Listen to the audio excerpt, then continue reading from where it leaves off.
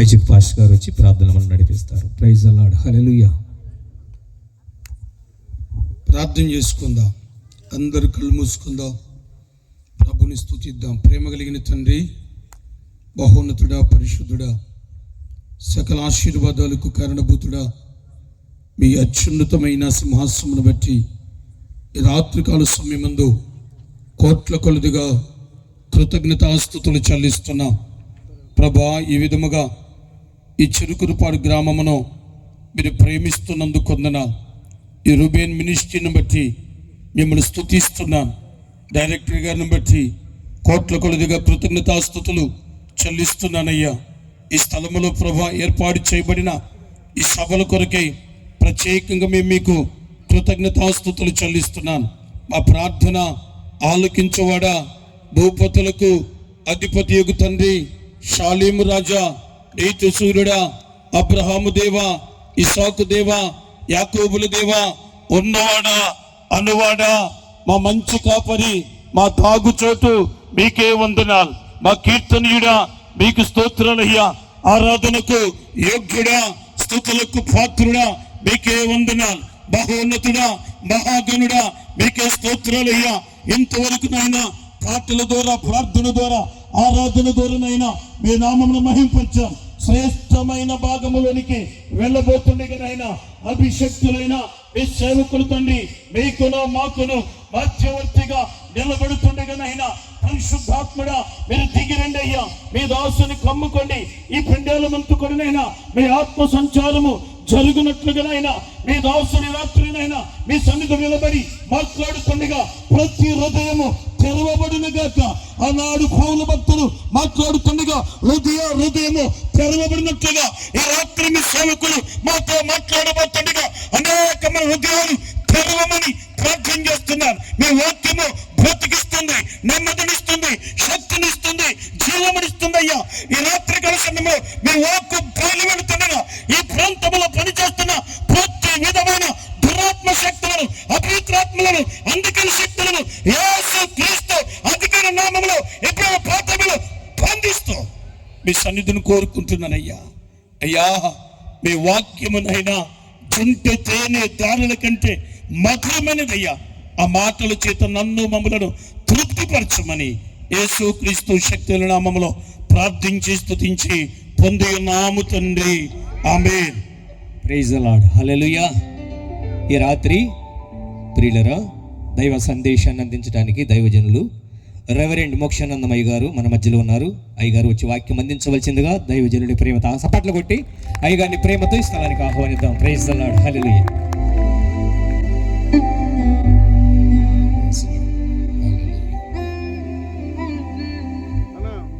Praise the lord, hallelujah.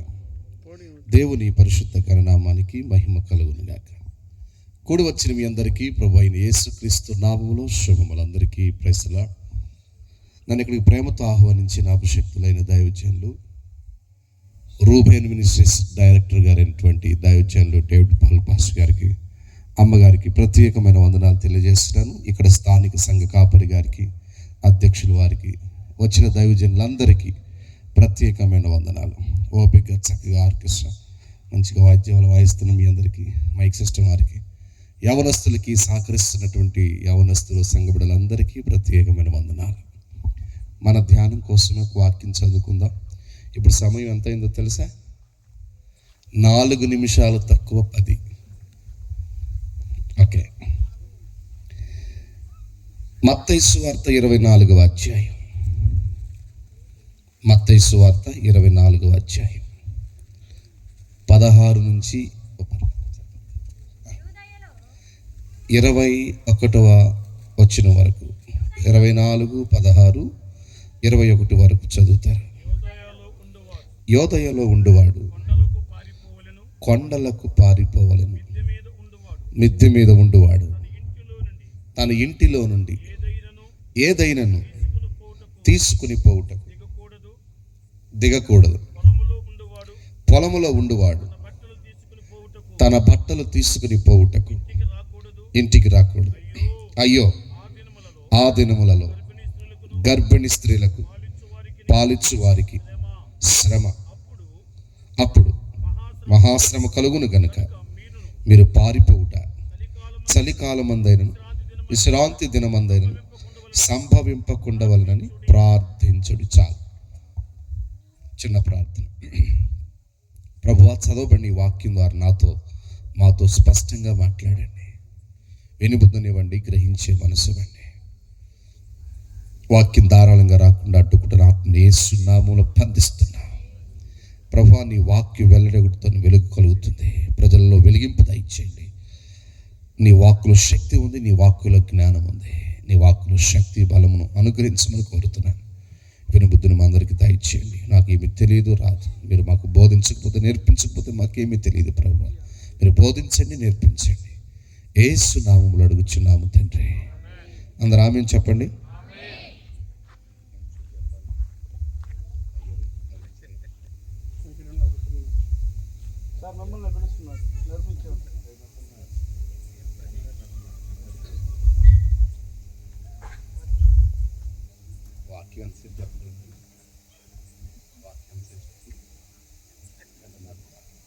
Thank you. Praise the lord. Hallelujah. మనం చదువుకున్న వాక్య భాగం మత్తయి సువార్త 24వ అధ్యాయం 16 నుంచి 21 వచ్చిన వరకు చదివిన వాక్యాలు. వాస్తవ 20వ వచనంతో మనం ఆ మాటను ముగించాం. ఈ చదువుకున్న వాక్య భాగాన్ని స్పష్టంగా ధ్యానం చేద్దాం. ఇది మొదటి రోజు కనుక కొంచెం ఆలస్యం అవుతుంది అనుకుంటాను. అంటే 10 గంటలకు అయిందంటే మొదటి రోజు కనుక. రేపు ఇలా ఆలస్యం కాకుండా పెందలకాడ వచ్చి పెందలకాడ కూర్చుని చక్కగా పాటలు ముగించుకుని వాక్యాన్ని సమయాన్ని ఇస్తే మీ మనసులో కూడా వాక్యం హృదయంలో పనిచేస్తుంది. హల్లెలూయా. ఓకే, ఈ చదవబడిన వాక్యంలో కొన్ని ప్రాముఖ్యమైన విషయాలు ఉన్నాయి. వీటిని మనం ధ్యానం చేయడానికి ఈ వాక్యాన్ని మనం సందర్భం ఏంటో మీకు చెప్తాను. యేసు ప్రభువారు భూమి మీద జీవిస్తున్న రోజులవి. ఆయన జీవిస్తున్న రోజుల్లో యేసు ప్రభువారు తన శిష్యులతో పాటు ఒక రోజున యెరూషలేములోకి వెళ్ళారు. మనందరికీ తెలుసు, యెరూషలేం పట్టణం అది దేవుడు కోరుకున్న పట్టణం. భూమికి నట్ట నడుమున ఉన్న పట్టణం. దేవుడు కోరుకున్నాడు అన్నది పేరు దేనికైనా ఉందంటే యెరూషలేంకి మాత్రమే. భూమి నాది, ఆకాశం నాది. 1000 కొండల మీద పశువులన్నీ నావి, బంగారం నాది, వెండి నాది, భూమియు దాని సంపూర్ణతయు నావి అని చెప్పాడు. ఇవంతా అయిందే. కానీ నేను కోరుకున్నాను అని చెప్పింది ఏదైనా ఉందంటే అది యెరూషలేం పట్టణం. దేవుడు కోరుకున్న పట్టణమైన యెరూషలేం పట్టణానికి వెళ్ళాడు. వెళ్ళినప్పుడు శిష్యులు చెప్తున్నారు, ఈ పట్టణము చూడండి ప్రభువా ఎంత బాగుందో. ప్రపంచంలో పురాతన పట్టణాల్లో నిలిచి ఉన్నది పేరుగంది ఇంకా అలాగే నిలిచి ఉన్న పట్టణాల్లో యెరూషలేం పట్టణం మాత్రమే కనబడుతుంది. హల్లెలూయా. అయితే ఈ పట్టణాన్ని చూపించి దాని వైభవాన్ని, గొప్పతనాన్ని చెప్తున్నారు. 2, యేసు ప్రభువు వారికి ఇంకేం చూపించారంటే దేవాలయాన్ని చూపించారు. వాస్తవానికి ఆ దేవాలయం సొలొమోను కట్టింది కాదు, కానీ సొలొమోను కట్టిన ఆ దేవాలయం కూలిపోయింది. 7.5 సంవత్సరాలు కట్టిన దేవాలయం బబులోనీలు వచ్చి కూల్చివేశారు. మళ్ళా 70 సంవత్సరాల తర్వాత యూదులు తీసుకురాబడి మళ్ళీ తిరిగి వచ్చారు బానిసత్వం నుంచి. జెరుబ్బాబెలు నాయకత్వాన హగ్గయి, జకర్యాలు ప్రవక్తలుగా ఉండగా, యెహోషువ యాజకుడిగా ఉండగా ఒక మంచి మందిరాన్ని కట్టుకున్నారు. ఆ మందిరం కూడా అపవిత్రపరచబడింది, మళ్ళీ శుద్ధి చేసుకున్నారు. అప్పటికి గ్రీకులు ఉన్నారు. గ్రీకుల కాలం అయిపోయింది. ఆ తర్వాత రోమీలు వచ్చారు. రోమీల కాలంలో ఆ మందిరాన్ని ఎక్స్టెన్షన్ చేశారు, దాన్ని పొడిగించారు, దాన్ని పెంచారు, దాన్ని శృంగారం అని దేవాలయం అని పెట్టుకున్నారు. గొప్పగా పేరుగా చెప్పుకున్నారు. 46 సంవత్సరాల వరకు కడతానే ఉన్నారంట. ఇంకనూ ఎక్స్టెన్షన్ జరుగుతూనే ఉంది అని చెప్పుకునేవాళ్ళు అప్పట్లో. మరి ఇటువంటి గొప్ప దేవాలయాన్ని చూపిస్తున్నారు. ఆ దేవాలయాన్ని కూడా చూపించి దాని గొప్పతనాన్ని చెప్తున్నారు. ప్రభు వారు వెంటనే చెప్పిన మాట ఏంటంటే, ఈ పట్టణము, ఈ దేవాలయం నాశనం కాబోతుంది, లేదా దీని వైభవం మీ కళ్ళకు కనపడుతుందేమో, నాకైతే దీని నాశనం కనపడుతుంది అన్నాడు. ఈ పట్టణము యొక్క నాశనము, దేవాలయం యొక్క నాశనము కనబడుతుంది అనగానే వాళ్ళు ఒక ప్రక్కన ఆశ్చర్యపోయే విధంగా ఉన్న యేసయ్య మాటను ఖచ్చితంగా నమ్మాలి. ఎందుకంటే చెట్టు కింద ఉన్న నతనీయేలును చూడగలిగిన వాడు, చెట్టు మీద ఉన్న జక్కయ్యను చూచిన వాడు, చెప్పండి, సమరయ స్త్రీ గుట్టు రట్టు చేసిన వాడు, ఏది చెప్పినా వాస్తవమైన సంగతి శిష్యులకు తెలిసి వాళ్ళు ఏకాంతంగా ఉన్నప్పుడు ఒక రోజున యేసయ్య దగ్గరికి వెళ్ళారనమాట. వెళ్ళి స్పష్టంగా వివరంగా అడిగారు. ఆ మాట చెప్పే ముందు ఒక మాట చెప్పనివ్వండి. ఇక్కడ పట్టణము, దేవాలయం రెండు నాశనం అయిపోతున్నాయి అనగానే ఒక పక్కన వాళ్ళకి నమ్మబుద్ధి కాని పరిస్థితి. ఎందుకంటే ఇశ్రాయేలులకు కొన్ని అతిశయాలు ఉన్నాయి, కొన్ని గర్వాలు, కొన్ని అతిశయాలు ఉన్నాయి. అందులో ఒకటి, పట్టణాన్ని బట్టి అతిశయపడతారు. 2, దేవాలయాన్ని బట్టి అతిశయపడతారు. 3, వారి జాతిని బట్టి అతిశయపడతారు. 4, వారి పితరులను బట్టి అతిశయపడతారు. ఇలా చాలా అతిశయాలు ఉన్నాయి. వారి పితరులు ఎవరు? అబ్రహాము, ఇస్సాకు, యాకోబులు కదా, గుర్తుందా? యోసేపు, దావీదు, ఇలాంటి ఈ పితరులందరిని బట్టి అతిశయపడతారు. ప్రభు చెప్పాడు ఆయన బోధల్లో, దేవాలయము కంటే గొప్పవాడు ఇక్కడ ఉన్నాడు. అబ్రహాము కంటే నేను ముందున్నవాడని, సొలొమోను కంటే గొప్పవాడు ఇక్కడ ఉన్నాడని వాళ్ళ అతిశయాలన్నీ కొట్టివేశాడు. ఇశ్రాయేలు అతిశయాలు. దేవాలయాన్ని బట్టి అతిశయం పడుతున్నారు వాళ్ళు, పట్టణాన్ని బట్టి కూడా అతిశయపడుతున్నారు. జాతిని బట్టి, మేము ఇశ్రాయేలు జాతి, మేమే గొప్ప జనాంగం అని అతిశయం వాళ్ళకుంది. ఇప్పటికీ ఉంది. షౌరి బాబు గారు అని గొప్ప దైవజనుడు, చెన్నైలో ఉంటారు. ఆయన యెరూషలేముకి తీసుకెళ్తుంటారు యాత్రలకి. ఆయన ఒక రోజున ఆయన అంబాసిడర్గా ఉన్నారు ఇజ్రాయెల్కి. అయితే ఆయన ఒక ఆఫీసర్ని పరిచయం చేస్తాడంట మన తీసుకెళ్ళినటువంటి యాత్రికులకి. మన సహోదరుడు ఏం చేశాడు, మన తెలుగు సహోదరుడు షేక్ హ్యాండ్ ఇవ్వబోయాడంట యూదుడికి. వెనక తీసుకున్నాడంట ఆయన. అంటే యూదులు ఎంత గొప్పగా వాళ్ళు ఫీల్ అవుతారంటే మేమే గొప్ప జాతి అని. వాళ్ళ అతిశయాలన్నీ యేసయ్య కొట్టివేశాడు ఆయన బోధల్లో. Praise the lord. ఇప్పుడు చెప్పండి, యెరూషలేము వాళ్ళ అతిశయం, దేవాలయం వాళ్ళ అతిశయం. ఈ రోజుల్లో కూడా కొంతమంది ఇలాగే ఉన్నారు. మా ఊరంటే ఏమనుకున్నావు అని ఊరిని బట్టి అతిశయపడతారు. కొంతమంది వాళ్ళు కట్టుకున్న దేవాలయాన్ని అతిశయపడతారు, దేవాలయాన్ని బట్టి. వాళ్ళ జాతిని బట్టి అతిశయపడతారు. చెప్పండి, వాళ్ళ పితరులను బట్టి అతిశయపడతారు. ఇక్కడ ఇశ్రాయేలు ప్రజలు కూడా అతిశయాలు ఉన్నాయి, అతిశయాలను కొట్టివేశాడు. ఘోరమైన మాట ఏంటంటే, పట్టణము నాశనం అయిపోద్ది అన్నాడు. మీకు దీని వైభవం కనపడుతుందేమో, నా కళ్ళకు దీని నాశనం కనబడుతుంది అన్నాడు. ఎఫెక్ట్స్ కొంచెం తగ్గించండి. దీని నాశనము, దీని పాడైపోతుంది అన్న సంగతి చెప్పేశాడండి. పట్టణము నాశనం అయిపోతుంది, దేవాలయం కూడా నాశనం అయిపోతుంది. ఒకరోజు ఏకాంతంగా ఉన్నప్పుడు యేసయ్య దగ్గరికి వెళ్ళి శిష్యులు అడుగుతున్నారు, ప్రభువా, ఇవి ఎప్పుడు జరుగును? ఏవి? ఈ పట్టణము, ఈ దేవాలయం కూలిపోద్దని చెప్పావు కదా ప్రవచనం, ఎప్పుడు జరుగుతాయి? 2, ప్రభు అడుగుతున్నాం కదా, రెండో ప్రశ్న కూడా అడుగుతున్నామని యేసయ్య ఇంకో ప్రశ్న అడిగారు. ఏమన్నా తెలుసా? నీ రాకడకు సూచనలు.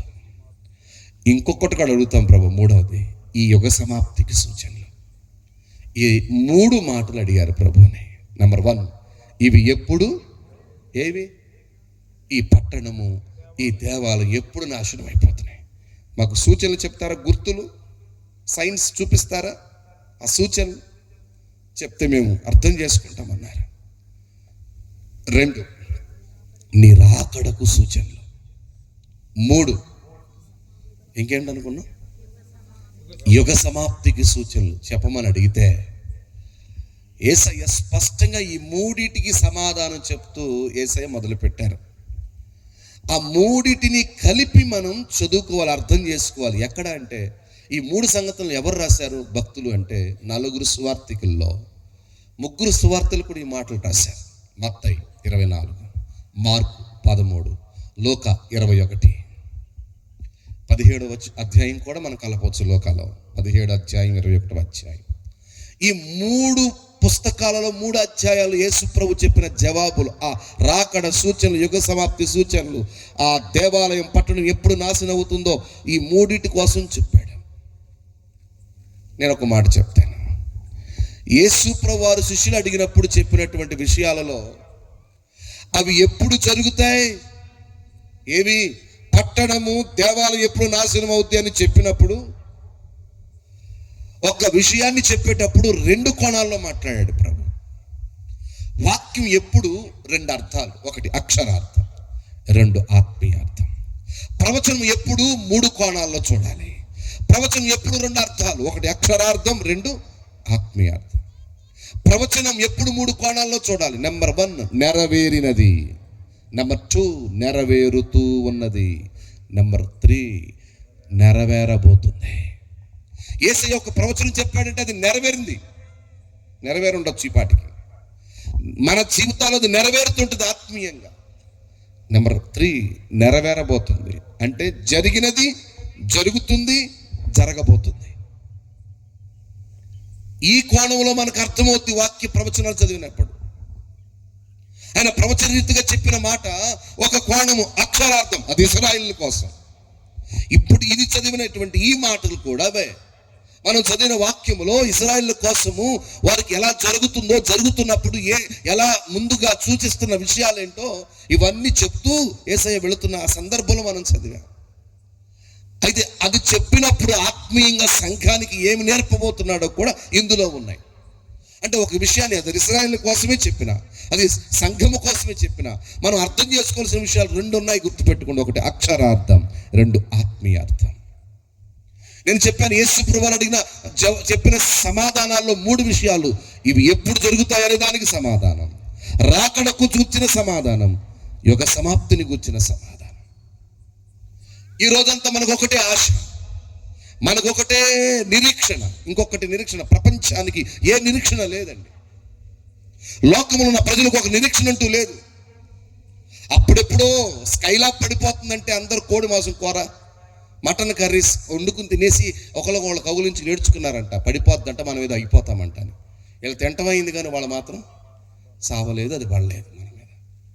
మొన్నటికి మొన్న 2012 నెల 12వ సంవత్సరం 12వ తారీఖు అంతం వచ్చేస్తుందనంటే మా ఊరు పక్కన ఒక ఆయన ఏం చేశాడు, ఉన్నదంతా ఇంట్లోదంతా అవ చేసుకుని తినేద్దామని మామిడికాయ పచ్చడి అంత చేసుకున్నాడంట. మాకు మామిడికాయలు బాగా దొరుకుతాయి. ఆ పచ్చడి జాడీలో పచ్చడి ఎందుకు మిగల్చాలని చెప్పి ఇంట్లో అందరూ రోజు పచ్చడి వేసి తింటున్నారంట, రోజు మటన్ చికెన్ తెచ్చుకుని తింటున్నారంట. విషయం ఏం చెప్పనా, 12 అయిపోయింది కానీ అంతం మాత్రం రాలేదు. ఈయన అంతం అయిపోతుంది. ఏంటి తెలుసా, ఈయన అది తిని లేనిపోని విరోచనాలు, వాంతులు, టైఫాయిడ్ జ్వరం, ఇంకా రోగాలన్నీ వచ్చేసినాయి అంట. హాస్పిటల్ పాలయ్యాడు. అంతం రాదని నేను అంటలేదు కానీ నా పాయింట్ ఏంటంటే, కొంతమందికి ఇలా ఎందుకు జరుగుతుందంటే వాళ్ళకి హోప్ లేదు, వాళ్ళకి కొన్ని ఆశ లేదు, మన భాషలో నిరీక్షణ లేదు. ఈ లోకంలో చాలా మందికి నిరీక్షణ లేకుండా బ్రతుకుతున్నారు. మనకైతే ఒక నిరీక్షణ ఉంది.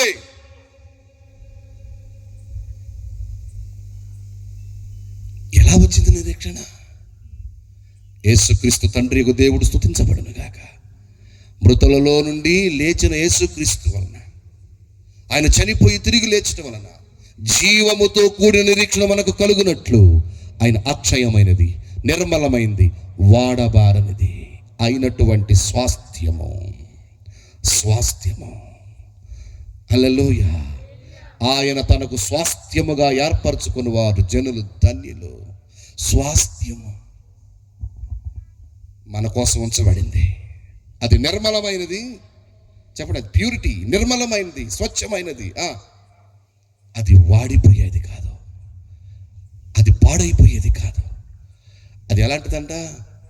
అక్షయమైనది, శాశ్వతంగా ఉంటుంది. అటువంటి స్వాస్థ్యం మనకి ఇవ్వబోతున్నాడు. దాని పేరే జీవముతో కూడిన నిరీక్షణ అన్నాడు పేతురు తన పత్రికలో, మొదటి 3 4 వచనాలు. పాయింట్ ఏంటంటే, మనకు ఒక ఆశ ఉంది. ఏంటి ఆశ అంటే, ఎక్కడ కళ్ళు మూస్తే అక్కడ కళ్ళు తెరుస్తాం, మనం చనిపోతే అక్కడ ప్రభు దగ్గర ఉంటాం. అందుకే మన కరోనా లాంటివి వచ్చినా, ఒకవేళ భయంకర పరిస్థితులు మనం కళ్ళ ముందు ఎదురైనా మనం భయపడం.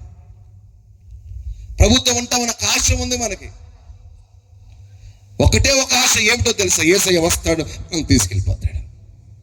ఒకవేళ ఆయన రాకడ ఆలస్యం అయితే చనిపోతే ప్రభు దగ్గరికి వెళ్ళిపోతాం. వాళ్ళ బ్రతికే ఉంటే యేసయ్య వస్తే ఆయన్ని ఎదుర్కొని వెళ్ళిపోతాం. ఇదే మన ఆశ. అంటే మనకు ఒకే ఒక ఆశ ఉంది, ఏంటి తెలుసా? యేసయ్య రెండవ రాకడ. హల్లెలూయా. లోకంలో ఎవరికి ఆశలు లేవండి. అందుకే కంగారు పడిపోతున్నారు, అలజడి చెందిపోతున్నారు, చచ్చిపోతున్నారు. భయం పట్టేసుకుంది ప్రజల్లో. మన ఆశ ఏంటంటే యేసయ్య రెండవ రాకడ. యేసయ్య చెప్పిన రాకడ సూచనలన్నీ మత్తయి 24, మార్కు 13, లూకా 21 అధ్యాయాలు మనం చదివితే యేసయ్య రాకడ సూచనలన్నీ మనకు కనబడుతున్నాయి. ఆ సూచనలన్నీ మీకు ఇప్పుడు చెప్పలేను కానీ ఊరికే టైటిల్స్ గా చెప్తాను, హెడ్డింగ్స్ లాగా చెప్తాను. ఆయన రాకడ సూచనలు మీకు చెప్పాలంటే కొన్ని గంటలు చెప్పొచ్చు. కానీ ప్రాముఖ్యమైన మాటలు చెప్పనా? యేసయ్య రాకడ సూచనలు అని అడిగితే గనక 4 భాగాలుగా విభజించవచ్చు. అందులో 1 ఆకాశంలో లేదా యూదుల మధ్యలో జరుగుతున్న గుర్తులు, 2 సంఘం మధ్యలో జరుగుతున్న సూచనలు, 3 ఆకాశంలో జరుగుతున్న సూచనలు, 4 భూమి మీద జరుగుతున్న సూచనలు. ఇలా 4 భాగాలుగా విభజిస్తే 4 పదులు 40 గంటలు చెప్పగలను మీకు. బాగా వినాలి. యేసు ప్రభు రెండవ రాకడ సూచనల గురించి ఒక్కొక్కటి క్షుణ్ణంగా వివరించగలను. నా పాయింట్ ఏంటంటే యేసు ప్రభు రాకడ సూచనలన్నీ యేసయ్య చెప్పాడు, అవి మన కళ్ళ ముందే నెరవేరుతున్నాయి. రాకడ సూచనలన్నీ జరుగుతున్నప్పుడు మనకు అర్థం కావాలి. ఈ సూచనలన్నీ వివరించలేను కానీ భూమి మీద జరిగే సూచనలు అనగానే మనకి వెంటనే గుర్తొచ్చింది సాధారణమైన అర్థం ఏంటంటే, భూమి మీద ఏం జరుగుతుంది? నేనే క్రీస్తు, నేనే ప్రభుని అని అనేక మంది అబద్ధ క్రీస్తులు, అబద్ధ ప్రభువులు, అబద్ధ ప్రవక్తలు బయలుదేరారు, అబద్ధ సాక్షులు బయలుదేరారు. ఇది భూమి మీద జరిగే సూచన. యేసయ్య రాకడ ముందు ఇంకేమంటున్నాడు? అక్కడక్కడ కరువులు, అక్కడక్కడ భూకంపాలు, అక్కడక్కడ తెగుళ్ళు, అక్కడక్కడ యుద్ధాలు. ఇవి మన కళ్ళ ముందే జరుగుతున్నాయండి. తెగుళ్ళు అనగానే మనకు అర్థమైంది. Ebola, anthrax, swine flu, AIDS అన్నప్పుడు ఎవరికి అర్థం కాల. 2020 మార్చి 22 లాక్డౌన్ పడితే కానీ అర్థమైంది. మార్చి 22, 2020 సంవత్సరం ఏం జరిగింది? మర్చిపోయారండి పాపం. మీరు మర్చిపోయారేమో, నేను మర్చిపోలా. కరోనా లాక్డౌన్ వచ్చింది, గుర్తుందా మీకు? కరోనా వైరస్ వస్తుందని లాక్డౌన్ పెట్టారు. అప్పుడు కానీ అందరికీ అర్థమైంది, ఏంటి లాక్డౌన్, ఎందుకు జనాలు తిరగనట్లేదంటే ఏంటి అంతా అంటే ఇదిగో కరోనా వైరస్, తెగుళ్ళు అక్కడక్కడ. అప్పుడు ఆ రోజున చైనా వాళ్ళని చూసి నవ్వుకున్నాం. ఆ కొద్ది రోజులు, ఆ ఫిబ్రవరి నెలంతా కూడా, ఆ ఫిబ్రవరి నెలంతా నవ్వుకున్న వాళ్ళని చూసి, ఏంటి ఇలా జరుగుతుంది, అక్కడ ఏంటి తలుపులు వేస్తున్నారు, రోడ్లన్నీ మూసేస్తున్నారంట, తిరగనవట్లేదు జనాన్ని, సమాధుల్లో వేయటానికి ఎలా విచిత్రంగా నవ్వుకున్నాను, చూసుకున్నాను. నెల తిరగకముందు మన కాక వచ్చింది. అంటే అక్కడక్కడ తెగుళ్ళు, అక్కడ ఉన్నది అక్కడ అయిపోయిందని కూడా మనకు వచ్చేసింది. తెగులు అయిపోయేసరికి అంటే మన కళ్ళ ముందే ఎలా కనపడుతుంది చూడండి, ప్రతి సిట్యువేషన్ ఎలా ఉందో చూడండి. ఆ మన కళ్ళ ముందే కరోనా మనం చూసాం, చాలా మంది చనిపోయారు. కరోనా భయం పట్టుకుంది చాలా మందికి. ఇది ముగించే లోపు, అయిపోయిందని ఊపిరి పీల్చుకునే లోపు గుర్తుందా మీకు? ఇజ్రాయెల్ దేశం మీదకి గాజా వాళ్ళు యుద్ధం మిసైల్స్ వేశారు. అప్పుడు వాళ్ళందరూ దాక్కున్నారు, వాళ్ళు ఐరన్ డోమ్ కాపాడిందని ఒక ప్రకటన వచ్చింది. ఆ రోజున కేరళ అమ్మాయి ఒక ఆవిడ అక్కడ ఉంటే మిస్ అయ్యిందో చచ్చిపోయిందో అన్నారు కదా. ఇది అయ్యే లోపల పాకిస్తాన్లో కరువు, శ్రీలంకలో కరువు వచ్చేసింది. ఇదంతా అయ్యే లోపల టర్కీలో భూకంపం వచ్చింది, పెద్ద భూకంపం. గుర్తుందా మీకు ఆ సంవత్సరాలు? అదే కాలంలో, అదే స్పీడ్లో, అదే వేడిలో ఉన్న ప్రజల్లో రష్యా ఉక్రెయిన్ యుద్ధం. ఇది అయిపోయిన తర్వాత మరలా కామ్ అయిపోయింది అనుకునేసరికి మళ్ళీ హమాస్ పేరు మీద గాజా వాళ్ళు మరలా యుద్ధం ప్రకటించారు. ఇది అయిపోయిందని, కామ్ అయిపోయింది అనుకునేసరికి మరలా ఈ మధ్య మనకు గుర్తుందా ఇరాన్ ఇజ్రాయెల్ యుద్ధం? మళ్ళీ ఈ యుద్ధ ఈ ప్రభావం మన మీదకి ఎలా చూపించింది తెలుసుగా మీకు? గ్యాస్ రేటు పెరిగిపోయింది. చెప్పండి అమ్మా. పెట్రోల్ రేటు పెరిగిందంట. అరే, నూనె రేటు పెరిగిందా? ఆయిల్ రేటు పెరిగిపోయినాయి కదా. ఒకప్పుడు ఇది లైవ్లో వెళ్తుందో నాకు తెలియదు కానీ, ఇది చెప్పొచ్చు లేదో నాకు తెలియదు కానీ, ఏమైనా పర్లేదు అన్నిటి తెగించాం కాబట్టి.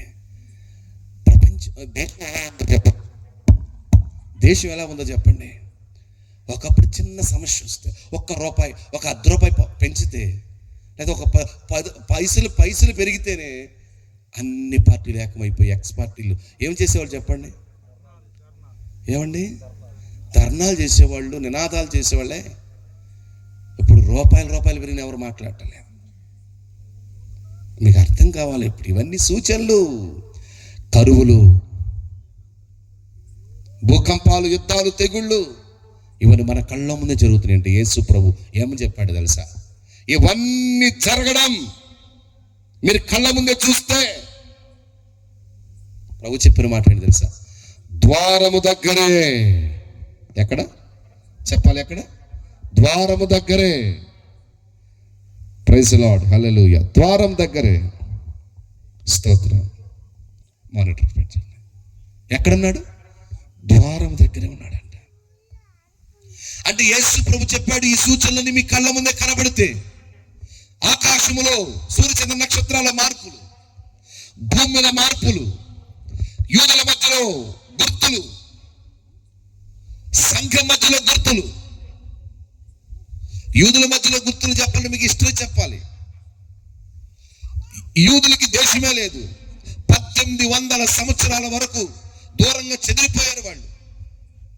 1947 మే 14 స్వతంత్రం వచ్చిన దగ్గర నుంచి చూడండి, స్వతంత్రం వచ్చింది. వాళ్ళ దేశాన్ని స్వతంత్రించుకున్నారు, దేశంగా ప్రకటించుకున్నారు. మొన్నటికి మొన్న యెరూషలేము రాజధానిగా ప్రకటించాడు. ఆ తర్వాత ఇప్పుడు దేవాలయం కోసం పోరాడుతున్నారు. ఇవన్నీ ఆయన సూచనలన్నీ మన కళ్ళ మీద జరుగుతున్నాయండి. సంఘం మధ్యలో సూచన చెప్పాలంటే సంఘాన్ని గురించి మాట్లాడి చాలా చెప్పొచ్చు. ఒక చోట ఉజ్జీవం, ఇంకొక చోట నిర్జీవం. ఒకే ప్రసంగాన్ని వింటారు. చెప్పండి, ఒకే ప్రసంగాన్ని వింటారు. ఆ ప్రసంగం విన్న తర్వాత కొంతమంది బాగా ఎదిగిపోతున్నారు, కొంతమంది బాగా దిగజారిపోతున్నారు.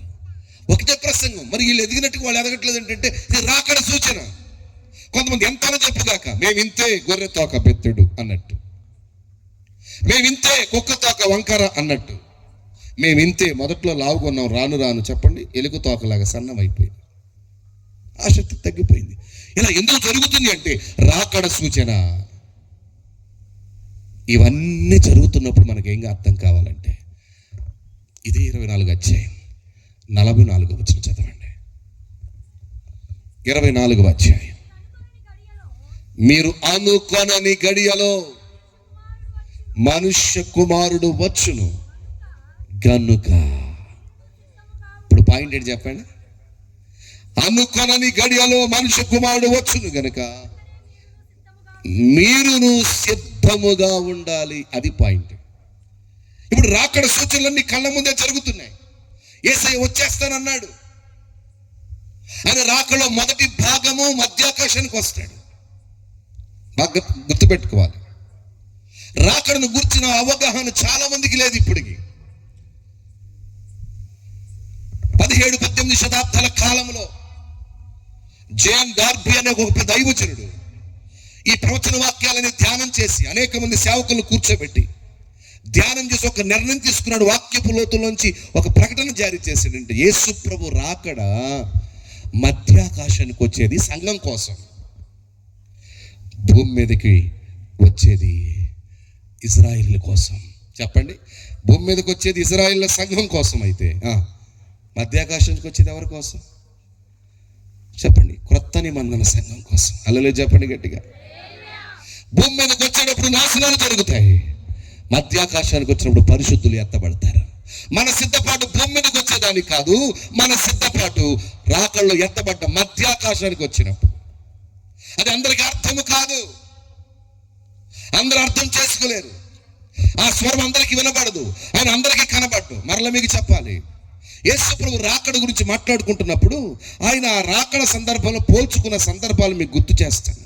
ఆయన రాకడలో పోల్చుకున్న పోలికలు ఏంటంటే ప్రభునందు పిల్లారా గమనించాలి. ఆయన పోల్చుకున్న సందర్భం రెఫరెన్స్లు చెప్పడానికి సమయం లేదు కనుక యేసయ్య తన రెండవ రాకడలో ఎలా పోల్చుకున్నాడంటే 7 సంగతులకు పోల్చుకున్నాడు, 7 విషయాలకు పోల్చుకున్నాడు. నెంబర్ 1 ఆయన స్టార్, మార్నింగ్ స్టార్ పోల్చుకున్నాడు. నెంబర్ 2 ఆయన సన్, నీతి సూర్యుడికి పోల్చుకున్నాడు రాకడకి. ఆయన తిరిగి వచ్చేటప్పుడు బైబిల్లో పాత నిబంధనలు రాయబడింది స్టోన్, రాయికి పోల్చుకున్నాడు ఆయన. అంటే మీకు అర్థమయ్యేటట్టు చెప్పాలంటే ఈ లోకంలో ఉన్న దేశాలన్నిటికీ ఏం చెప్తున్నాడంటే నేను మీకు ఒక రాయిగా వస్తున్నాను అన్నాడు. ఎందుకంటే ఆ రాయి వచ్చి అది పడగానే దేశాలన్నిటిని, రాజ్యాలన్నిటిని ఏం చేస్తుంది? తుత్తునీలుగా చేసేస్తుంది. దానియేలు గ్రంథంలో ఆయన రాకడలో ఎలా పోల్చుకున్నాడంటే ఆయన సావరన్ కింగ్, ఆయన రాజులకు రాజుగా అధిపతిగా పోల్చుకున్నాడు. కారణం లోక రాజ్యంలో ఉన్న అధిపతులందరికీ రాజులందరి కోసం అలా పోల్చుకున్నాడు. ఆయన ఎలా పోల్చుకున్నాడు అంటే ఆయన స్టీలర్, దొంగగా పోల్చుకున్నాడు. ఎందుకు అంటే ఆ దొంగ హత్యను నాశనం చేయడానికి వస్తాడు. యోహాను 10:10. ఈ భూమి మీదకి వచ్చినప్పుడు హత్య నాశనం అంటే దేవుడు తీర్పులు తీరుస్తాడు. ఆయన ఎందుకు పోల్చుకున్నాడు అంటే ఆయన అలా ఎందుకు పోల్చుకున్నాడు ఇంకా చెప్పడానికి షైనింగ్ లైట్నింగ్, మెరుపుకు పోల్చుకున్నాడు. ఈ లోకంలో నమ్మని వారందరి కోసం మెరుపులాగా వచ్చేస్తున్నాడు. ఆయన ఇంకెలా పోల్చుకున్నాడంటే సౌండింగ్ అండ్ సౌటింగ్ లార్డ్, అంటే ఆర్భాటముతోను ప్రధాన దూత శబ్దంతో వస్తున్నాడు. ఇదంతా వ్యక్తిగతంగా సిద్ధపడే వారి కోసం. మరి 2 పదాలు మీకు గుర్తున్నాయా? మొదటి చెప్పాను స్టార్ సన్. ఇప్పుడు 7 మాటలు వివరించడు కానీ మొదటి 2 విషయాలు చెప్తా చూడండి. ఏంటంటే మొదటిది స్టార్. స్టార్ అంటే చుక్క, వేకువ చుక్క, బైబిల్ చెప్తున్న మాట అది. మరి ఇంకో చోట అంటాడు సన్, నీతి సూర్యుడికి ఉదయిస్తున్నాడు అన్నాడు. భూమి మీదకి వచ్చే ఇశ్రాయేలు కోసం వచ్చేటప్పుడు నీతి సూర్యుడికి పోల్చుకున్నాడు. కానీ సంఘాల కోసం వచ్చేటప్పుడు ఆయన ఎలా పోల్చుకున్నాడు చెప్పండి? ఎలా పోల్చుకున్నాడంటే వేకువ చుక్కకు పోల్చుకున్నాడు. కాబట్టి తర్వాత చూడండి ప్రకటన గ్రంథం 22:16 సంఘముల కోసరము ఆయన వేకువ చుక్కనై ఉన్నాను అన్నాడు. వేకువ చుక్క అందరికీ కనపడదు. అలా వినాలి. సూర్యుడు అందరికీ కనపడదు. సూర్యుడు ఉదయించగానే అందరూ చూడగలరు, ఎక్కడున్నా సరే, ఏ ఊర్లో ఉన్నా సరే.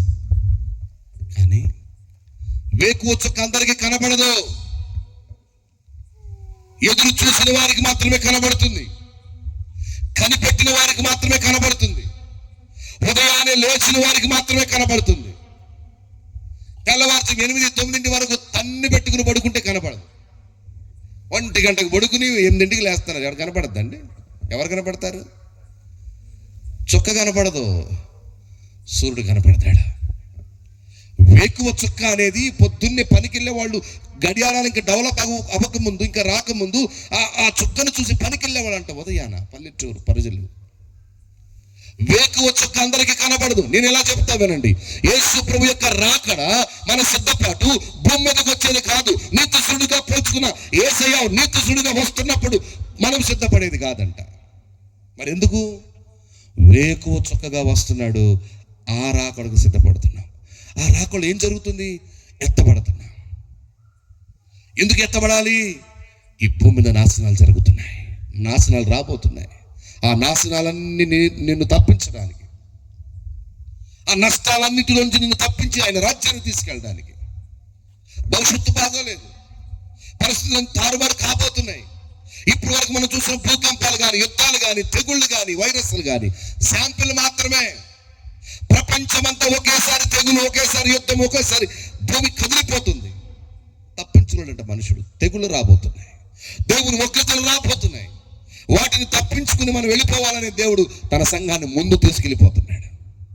అలా తీసుకెళ్ళడానికి ప్రభు ఎలా పోల్చుకున్నాడంటే స్టార్, మార్నింగ్ స్టార్కి పోల్చుకున్నాడు ఆయన. అంటే అందరికీ, ఎందుకు ఈ మాటలు చెప్తున్నానంటే అందరికీ కనబడదు ఆ స్టార్. అంటే అర్థం కావాల్సిన విషయం ఏంటంటే అందరూ ఎత్తబడరు,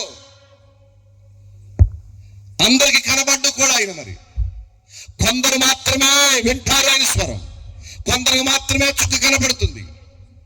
జనరల్గా నేను దానికి సంబంధించిన రిలేషన్గా చెప్పాను. మెళుకుగా ఉన్న వారికి మాత్రమే కనబడతాడు, ఎదురు చూసిన వారికి మాత్రమే కనబడతాడని చెప్పాను. కానీ ఈ పూట ఈ వాక్యం ద్వారా మీకు చెప్తున్నా ఏమనంటే అందరూ ఎత్తబడలేరు, అందరూ ఆయన చూడలేరు. ఎందుకంటే ఆ చుక్క పొద్దున్నే వస్తుంది, చీకటిగా ఉన్నప్పుడు వస్తుంది, తెల్లారేసరికి కనపడదు. అంటే మీకు అర్థం కావాలి, అందరూ ఎత్తబడలేరు, అందరూ సిద్ధపడలేరు. అంటే ఇక్కడ మనం చదువుకున్నామాట కదా, అనుకునే గడియలను వచ్చును కనుక మెలకుగుండి ఏం చేయాలట? సిద్ధముగా ఉండాలి. ఎలా సిద్ధంగా ఉండాలి? ఇప్పుడు చదువుకున్న వాక్యం నుంచి మనం తెలుసుకుంటే మన సిద్ధపాటు ఏంటో అర్థమవుతుంది. ఎలా సిద్ధంగా ఉండాలో చెప్పే ముందు ఒక వచనం పాట పాడుకొని ఎలా సిద్ధంగా ఉండాలో చదువుకున్న వాక్యం నుంచి మనం నేర్చుకుందాం. స్తోత్రం చెప్పండి గట్టిగా. ప్రధాన కాపరిగా నీవు నాకై ప్రత్యక్షమగు ఆ గడియలో. ఎఫెక్ట్స్ ఇప్పుడు పెట్టాలి పాట పాడేటప్పుడు. ప్రధాన కాపరిగా నీవు నాకై ప్రత్యక్షమగు ఆ గడియలో. నన్ను నీవు మరువాని దేవా, నన్ను నీవు మరువాని దేవా. నీవే నా మంచి కాపరివి, నీవే నా మంచి కాపరివి. డ్రమ్స్ ఉంటేనే కొడతారా చప్పట్లు, లేకపోతే కొట్టరా? వాళ్ళే 2 నిమిషాలు 5 నిమిషాలు రిలాక్స్ అయ్యి రమ్మన్నాను వాళ్ళ పాపం. ఓకే, వాళ్ళు వస్తా కొడతారులే. నీవే నా మంచి కాపరివి, నీవే నా మంచి కాపరివి. చప్పట్లు. నీవే నా మంచి కాపరివి, నీవే నా మంచి కాపరివి.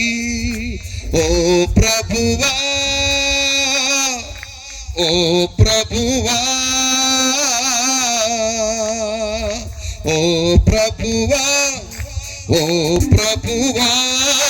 నీవే నా మంచి కాపరివి, నీవే నా మంచి కాపరివి, నీవే నా మంచి కాపరివి. అందరం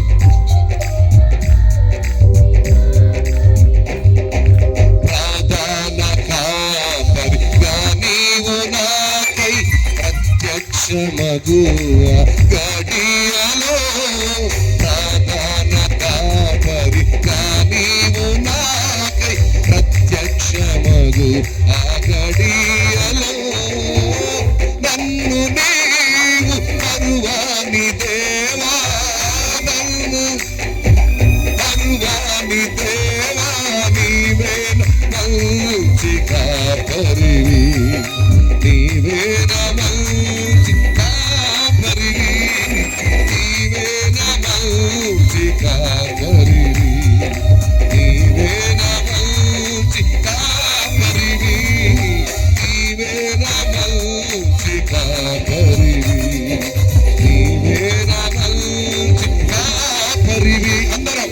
నీవే నా మంచి కాపరివి. చప్పట్లు.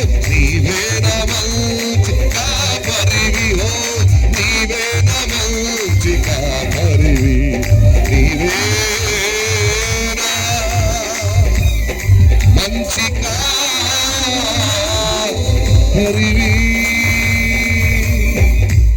హల్లెలూయా, హల్లెలూయా. కాబట్టి ఆయన ప్రత్యక్షం కాబోతున్నాడు. ఆయన రాకడకు సూచనలన్నీ మన కళ్ళ ముందే అన్ని పూర్తిగా జరిగిపోతున్నాయి. మీకు చెప్పాలంటే యేసయ్య రాకడ సూచనలన్నీ జరిగినప్పుడు 2 మాటలు మీకు చెప్పాను. ఒకటి, ద్వారము దగ్గరే ఉన్నాడంట. ఎక్కడ ఉన్నాడండి? ఈ సూచనలన్నీ మీ కళ్ళ ముందే జరగడం ప్రారంభించినప్పుడు నేను ద్వారము దగ్గరే ఉన్నానని తెలుసుకోండి అన్నాడు ప్రభు. ద్వారం దగ్గర ఉన్నవాడు ఎంతసేపట్లో వస్తాడు? ఒక అడుగు ముందుకేస్తే బయటికేస్తే వచ్చేస్తాడు. అంటే ఎంతో సమయం పట్టదు, ఎన్నో రోజులు పట్టదు, ఎన్నో నెలలు పట్టదు, ఎన్నో సంవత్సరాలు పట్టదని అర్థం. ఈ రోజే కావచ్చు, రేపే కావచ్చు, అనుకోనని గడియలో. అది చెప్తున్నాడు. ఇక్కడ ఏమంటున్నాడంటే మత్తయి 24:44లో అనుకోనని గడియలో వచ్చును గనుక. అది సంగతి. మీరు కూడా చెప్పండి, ఈ పదం చెప్పండి, సిద్ధపడండి అనండి. అందరూ కూడా సిద్ధపడాలి. ఆ సిద్ధపాటు ఏంటో ఈ పూట నేను మీకు చదివించాను. ఎలా సిద్ధపడాలో మనం చదివిన వాక్యం ఇప్పుడు ధ్యానం చేద్దాం. ఇప్పుడు ఎంత అయింది? 10:30 అయింది. అంటే నేను మొదలెట్టిన 40 నిమిషాలు, ఇంకా ప్రసంగం మొదలెట్టలేదు పాస్టర్ గారు. 40 నిమిషాలు అయింది ఇప్పటికి. జాగ్రత్తగా వినాలి, స్పష్టంగా జాగ్రత్తగా. ఎలా సిద్ధపడాలి? మనం చదివిన వాక్యాన్ని ధ్యానం చేసుకుందాం. ఎలా సిద్ధపడాలంటే నేను ఇక్కడ 4-5 మాటలు మీకు గుర్తు చేస్తాను. ఒకటి, యోదయలో ఉండువాడు కొండలకు పారిపోవాలి. ఇది లిటరల్ గా అక్షరార్థముగా ఇశ్రాయేలు కోసం చెప్పబడింది. ఇందులో నుంచి ఆత్మీయంగా మనం తీసుకోవాలి. ఇశ్రాయేలు కోసం లిటరల్ ఏంటి, అక్షరార్థం ఏంటో చెప్పనా? Praise Lord. ఈ మానిటర్ రావట్లేదా బ్రదర్? కొంచెం ఇటు తిప్పండి, నాకు వినపట్లేదు. ఇది ఒకటే సెవును పడుతుంది ఇలాగా. ఓకే, హల్లెలూయా చెప్తాం గట్టిగా, హల్లెలూయా. యోదాలో ఉండువాడు కొండలకు పారిపోవాలి. ఇది యూదుల జీవితాల్లో ఎలా ఎందుకు చెప్పాడు అక్షరార్థంగా మనకు అర్థమైతే, అప్పుడు వచ్చే శ్రమ ఎలాంటిది, పట్టణం నాశనం చేసేది ఎవరు, అప్పుడు దేవాలయాన్ని కూల్చివేసేది ఎవరో మీకు గుర్తుందా? రోమీలు వచ్చి, రోమా సైనికులు వచ్చి, రోమా సైన్యంకు అధ్యక్షుడు టైటస్, అర్థమవుతున్నా, రోమన్ జనరల్ టైటస్, ఆ సైన్యాధ్యక్షుడు వచ్చేసి ఇజ్రాయెల్ దేశాన్ని ముట్టడి వేస్తాడు, యూదులందరినీ పట్టుకుంటాడు. బైబిల్ అంటుంది, లేకపోతే చరిత్ర ఏం చెప్తుందంటే, యూదులు ఇశ్రాయేలీయులు మెడవంచని జనాంగం, మరి ఎవరికి లోబడరు. మనం ఇందాక అనుకున్నాం కదా, చాలా అతిశయంతో ఉంటారు. అలాంటిది వాళ్ళని పట్టుకోవడానికి వస్తూ ఒక్కళ్ళు కూడా లోబడట్లేదట. లొంగిపోండి, మిమ్మల్ని తీసుకెళ్ళిపోతాం, లొంగిపోండి, మిమ్మల్ని సేఫ్గా ఉంచుతాం, మాకు లోబడిపోండి, మాకు బానిసలు అయిపోండి అంటే, నో, మేము బానిసలము. అందుకని ఏం జరుగుతుంది అక్కడ, వీళ్ళు ఎటు లొంగేటట్టు లేరని చెప్పని వీళ్ళని ఎలాగైనా సరే శిక్షించేద్దాం, చంపేద్దామని వీళ్ళని పట్టణం అంతా కూడా 12 గుమ్మాలు ఉండేవి. ప్రస్తుతానికి ఇప్పుడు 12 లేవనుకోండి, అంటే కొన్ని పాడైపోయినాయి అనుకోండి. ఆ రోజుల్లోపు గుమ్మాలన్నింటినీ మూసేశారంట, పట్టణం గుమ్మాలన్నీ. ఆ రాజధాని నగరాన్ని, రాజనగరాన్ని పట్టుకున్నారు. రాజులు ఎవరైనా సరే ముందు రాజధాని నగరాన్ని పట్టుకుంటారు, గుర్తుపెట్టుకోవాలి. ఈ పట్టణాన్ని మూసివేశారు, ఎవరు బయటికి రావడానికి వీల్లేదు. అయితే లోపల ఉన్న వాళ్ళు బయటికి రారు, బయట ఉన్న వాళ్ళు లోపలికి వెళ్ళటానికి లేదు కనుక ఇక ఎన్ని రోజులైనా సరే అలాగే ఉండిపోవాలి, లొంగిపోయేదాకా. మేము లొంగమంటే లొంగమన్నారు యూదులు. చివరికి ఎలా ఏమైపోయారు తెలుసు, వాళ్ళు దొంగచాటుకు పారిపోతున్నారంట, శత్రువు దొరకకుండా గోడలు దూకి పారిపోతున్నారంట. ఈ గోడలు దూకి పారిపోతున్నారని చెప్పి గోడ ఎక్కడెక్కడ దూకుతున్నారో అక్కడున్న చోటల్లో సైనికులతో మొత్తం అక్కడ ఉన్న పనివారు ఏం చేశారంటే, ఆ శత్రువులు గొయ్యలు తవ్వారంట గోడ చుట్టూ. ఎంత లోతు తవ్వారంటే, గోడ ఎంత ఎత్తుందో అంత లోతు తవ్వుతున్నారట చుట్టూ. ఒకవేళ దూకితే ఆ గోతులో పడిపోవాలి, ఎంత ఘోరం. సరే, లోపల పట్టణంలో నీళ్ళు అయిపోతున్నాయి, తినడానికి తిండి అయిపోతుంది, చేసేది లేక గర్భిణీ స్త్రీలు చాలా బాధపడిపోతున్నారు. పాలిచ్చు తల్లులు ఇంకా వేదన పడుతున్నారు. కరువు ఎక్కువ, లోపలంతా తినడానికి ఆకలికి అలమటించేసి పసిపిల్లలు వండుకుతున్నారంట అండి. అంతకిందకు మనం చదివాం కదా, అయ్యో గర్భిణులకును పాలిచ్చు